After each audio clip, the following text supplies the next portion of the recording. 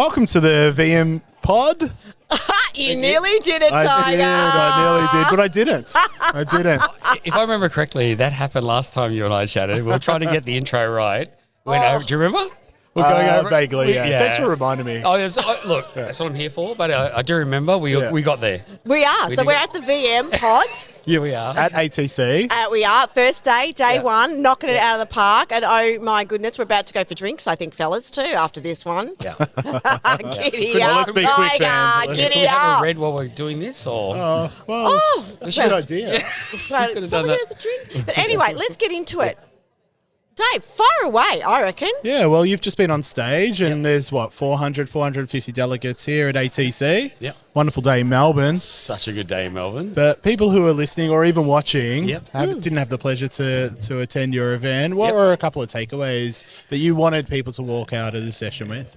I think the main takeaway is that I spoke about a lot of things coming, and I didn't want the fear factor to be there. I wanted to sort of put it to bed and sort of hopefully inspire them to think, well, if that's coming, I need to get ready. Or, you know what, we're doing that, but if that's what's coming, maybe we need to be aware of that. AI is coming? Yeah, well, Or AI the tech in AI is moving that fast, right?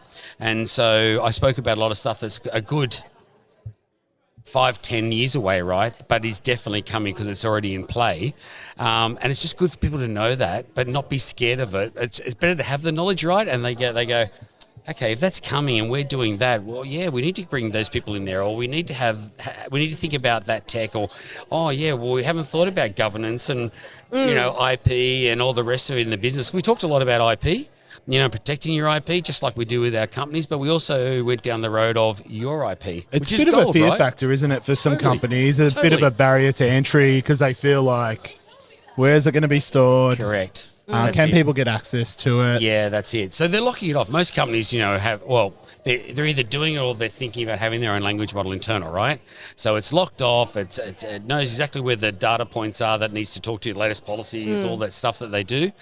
So language models are doing that. Companies are doing that with their language models to be able to say, well, it's controlled. There's no web access. And the smart thing the businesses are doing with that is that they're also learning how their users are interacting with it. So if they're challenged on something or something didn't go through, they can go, well, what are they doing there? When you say users, you mean employees? Employees, yeah. Do you think that we're looking at around 50% of the people out there or companies out there are looking to jump on the AI bandwagon and move down that? Do you think that they are actually ready and know enough around large language models and closed language models to be able to do that? Because we all know that we're having a conversation externally around governance or lack thereof coming that's through. Right. Yep. So where do you think the majority of companies sit with governance, perhaps? Yep. So I think that they're trying to solve everything. They're trying to go, right, let's just bring in AI and solve all the problems. But the truth is that I think most companies are realizing that they're smarter with the little wins. Let's just, what's repetitive? What do we always do? What's something that's manual? So that's where companies are getting the most leverage out of it. But I think the biggest challenge I've seen with the companies that I work with or I talk to is that they're hiring people that know more about AI than they do. So they're saying, how do we train these people? How do we develop this team? How do we get people moving? So I think the focus whenever I do a need assessment on a company or what they're doing is I go, well, your need assessment is telling me that you've got some people learning a little bit, some people are using it for this, some people are not touching AI. That's happening there. So it's about taking the people on the journey, getting them up to a point where they all feel comfortable with how to talk to Microsoft Copilot or how to talk to that language model. So when they do that, they find that everyone's at a foundation where then they can go, okay, great. So now we can look at agents and how you work with agents. It's a bit of a granular thing. So when you're talking, I was thinking maturity model. So I'm assuming that the companies are at various stages of their maturity with AI. Yep. Let's focus in on a company that's probably doing it well. Yep. Can you think of a company that's doing AI well? I know it's pretty new and there's a lot of opportunities. Yep. Is there a particular company that's gone about it in the right way? Well, I could probably Let's give them a plug. Okay. Well, so I could probably talk to where I came from before I started my own company. So with Fonterra, they were very smart about it. So what they did was they didn't enforce AI on the you have to use it. You're going to use it or lose it. None of that. It was, we're going to give you all the tools. We're going to give you all the training you need. We're going to do videos. We're going to do learning sessions. We're going to do this, and allowing people to go on their own journey. Because the biggest thing that a company struggles with, if you tell someone to do something but they can't see the value in it, they're going to go, I've been doing this for 17 years, mate. Why am I going to do this now when, so to have that ability to be able to go, I got a win out of that. Can I use it for that as well? I can use it for that. Craig's interrupting us, isn't it? I know. Well, let's just pause for a moment, guys. We'll just... Oh, there we go. There we go. Bloody sidekick. Can't keep him under control, can I? Yeah. No, I see what you're saying there. But what I'm also seeing out in the business world is there's no training. No, people are introducing Copilot. No. We've just got Copilot with our Microsoft. Right. Isn't that great? Oh, fantastic. What the hell do I do with it? Yeah. How do I use it? What are our internal governance? What are our internal policies? Yeah. And these things are lacking at a business sense. Yeah, so we're seeing that, you're obviously seeing it every single day, within audits and everything. So we're seeing companies who are bringing in AI, but not teaching. Yep. And if you're going to bring it in and not train your staff on how to use it, that's when you're going to fall down around IP, as you've just mentioned. You're going to fall down around company secrets hitting a large language model, which we've seen with government departments. It's so many complex moving parts. It's moving so quickly that we need companies to catch up. So how can we get a company to come on that journey? Like obviously Fonterra are forward thinking. KPMG are doing it well as well. They have done really well. What have KPMG done? They created their own internal bot about a year, 18 months ago called Kim. And they've developed onto that. Like it's an agent, it's not a bot. I need to change my terminology. And it was an internal model that they used on their intranet to search their intranet for anything around that, and it grew and learnt within. And they've now developed that even further. Nice. So, and they're on beta testing on that to release even further within the KPMG infrastructure globally. So they've done really, really well.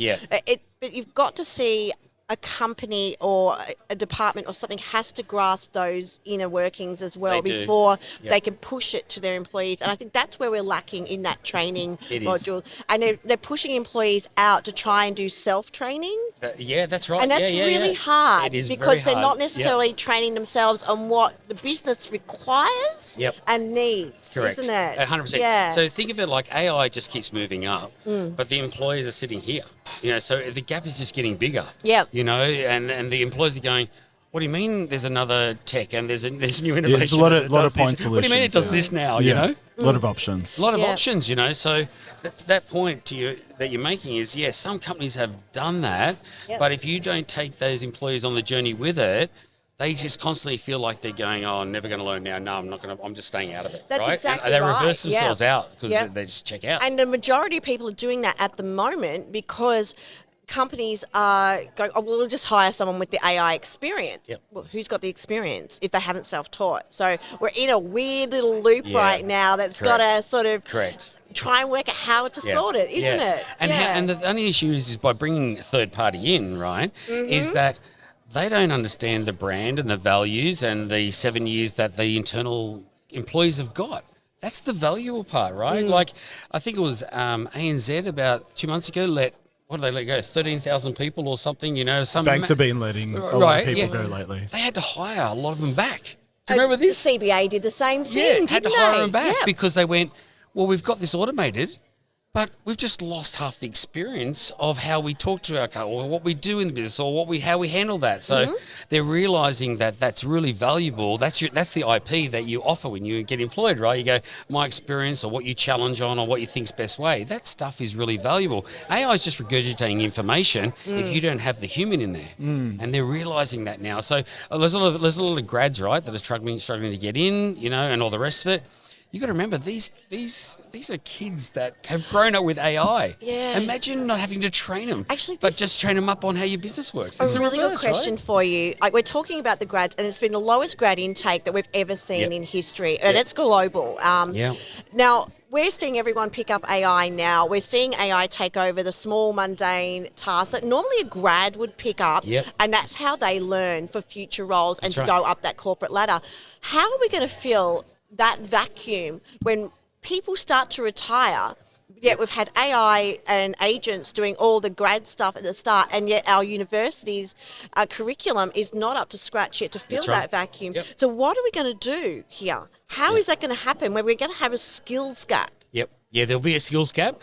The companies are already learning off your IP in business, right? So just say you've been in the business 15 years and the benchmark is pretty low as we're not going to be able to replace this person. Imagine capturing all that IP. But if they bring in grads and say, you sit with this agent and learn, this is the person that was doing that role, understands all the nuances of it, understands all the challenges, and they train them up in that, right? So that allows the grad or the new employee to quickly come up to speed and talk to and learn off the agent or learn off some sort of automation where they get trained, because they're not getting allowed in. So because they're going, well, we don't need you, that's all automated now. But imagine bringing them in and going, they know how to talk to, they know how to write their own agent, they know how to write their own prompts, they know how to do all this, right? You just need to learn our business. Here's our IP from the person that was in that role, doing that role. It's an exciting time ahead. It is unknown. It really is. I got one question I always like to ask everyone. In your opinion, where is AI now? Is it a baby, a toddler, a preteen, a teen, an adolescent? Okay, it's still in the womb. Yeah. So I just spoke about it in the presentation, but we used it as a junior first, right? And then we used it as a colleague, and now we're using it as an expert.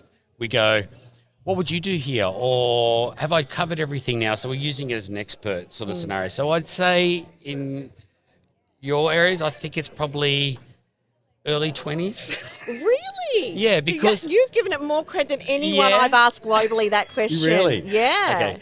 Only because I probably sit in it a fair bit, so I know where I can stretch it to or whatever not. So I have agents that also, Are you talking more from the capability of an organisation? Yeah. Okay, So, but you're sort of. It's what I'm saying. I'm probably. Yeah. You've immersed yourself into it. Some companies haven't even dipped their toe. You're fully drenched. No. I get that. Yeah. Because I'm talking to CEOs of big global companies, and most of them are coming out with preteen. That seems to be the consensus globally. Yeah, and that's probably where they've trained it it's up still to be. shit in the bed, but we're getting there. Yeah. But we're past the nappies, though. We're definitely past the nappies. It's like a puppy. It needs to be trained. Yeah. And it's only as good as what you put into it. It's just like a new employee as a human. You can't bring someone to the business and not train them or have a manager guide them. And, so the same thing with AI. It needs to be trained and learned. It starts as a 5-year-old, right? And then you educate it up to you. You educate up to your experience. Yeah.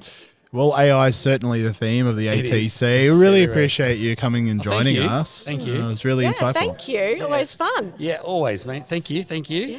And I think it's a goodbye from VM without the J.